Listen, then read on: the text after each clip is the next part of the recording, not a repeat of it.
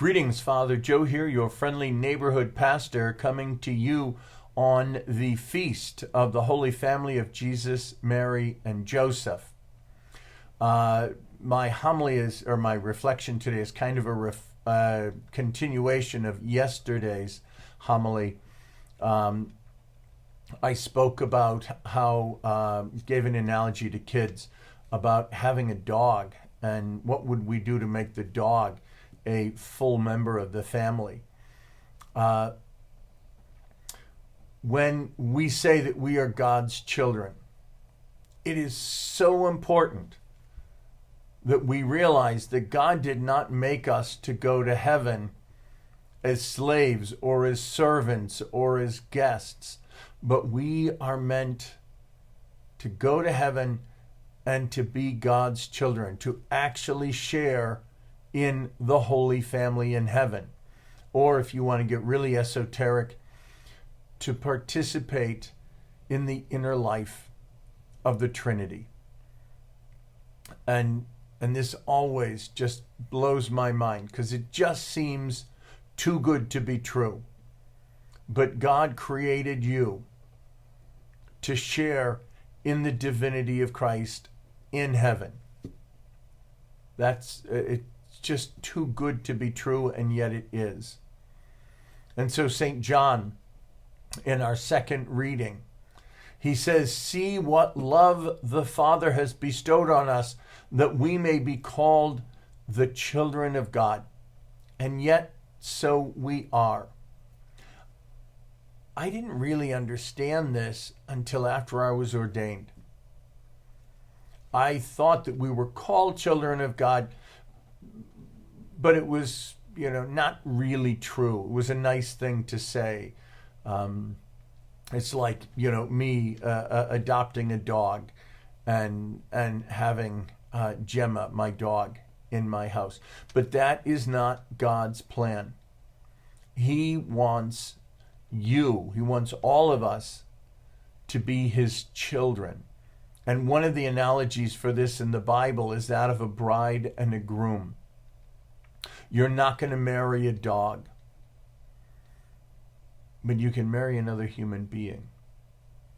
And God wants to be in that kind of a relationship with us. This is the last line from the second reading. He says, "Those who keep his commandments remain in him, and he in them." In other words, God is faithful to us, but we need to be faithful to him. And so when we think of this feast of the Holy Family of Jesus, Mary, and Joseph, God wants that for you. He wants you to be his children, not his grandchildren, not his great-grandchildren, but his children. God made you for that. And it is such a blessing. And again, I just, as I said yesterday, we experience this at Mass. I really think the most mystical person in the world who is not a Mass goer, who cannot receive communion, the most holy, the most mystical, the most spiritual, is less than the young child who makes their communion and who receives Jesus, who participates at the altar by offering their life with Jesus. This is what we were made for.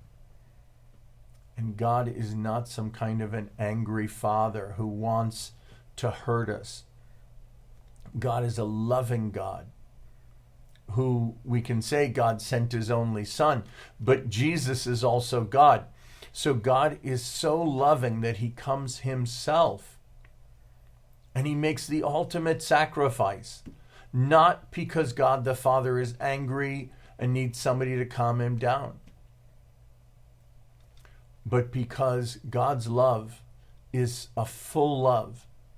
And he wants us to have that because we are truly his children. And as St. John continues, and the reason the world doesn't recognize you is it didn't know him. We do not recognize the dignity of each and every individual person because we don't understand God. We don't know God well enough. How many of the problems in our society would be just erased or would never have a chance to come about if we treated each other, recognizing that this person that I'm speaking to or this person I'm dealing with is truly a child of God. And if we could see that with our eyes, we would be tempted to fall down and worship that person. That is the dignity that God has planned for each and every one of us because we are part of this holy family of Jesus, Mary, and Joseph, this family of God.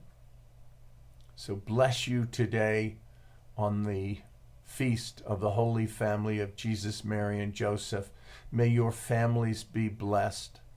May all of your relationships be blessed by understanding this basic truth that God made us for heaven to be part of his holy family.